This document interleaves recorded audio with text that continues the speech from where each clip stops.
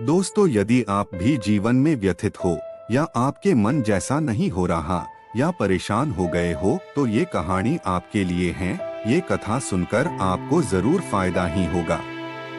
तो चलिए जान लेते ये कथा। एक व्यक्ति के जीवन में बहुत समस्याएं थीं। उसके पिता का निधन हो गया।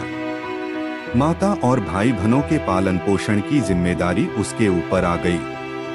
जब विवाह के बाद भी उसके जीवन में शांति नहीं थी।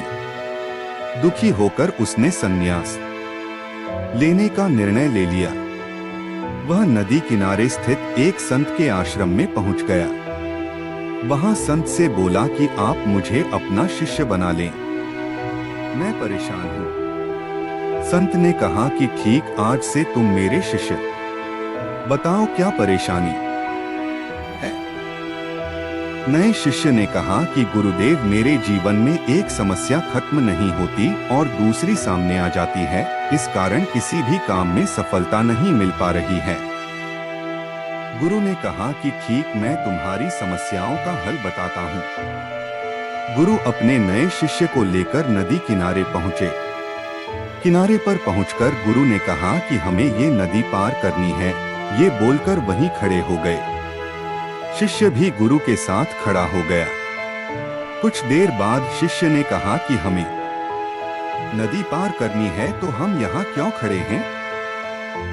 गुरु ने कहा कि हम इस नदी के सूखने का इंतजार कर रहे हैं। जब ये सूखेगी हम इसे आसानी से पार कर लेंगे। शिष्य को आश्चर्य हुआ। वह बोला, गुरुजी, ये कैसी बात कर रहे हैं? नदी का पानी कैसे और कब सूखेगा? हमें नदी को इसी समय पार कर लेना चाहिए। संत ने कहा कि मैं तुम्हें यही बात समझाना चाहता हूँ। जीवन में भी समस्याएं तो आती ही रहेंगी।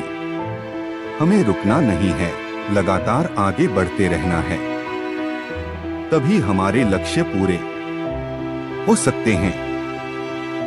आगे बढ़ते रहेंगे तो समस्याओं के हल भी मिलते जाएंगे, लेकिन रुक जाएंगे तो एक भी परेशानी भी दूर नहीं हो पाएगी।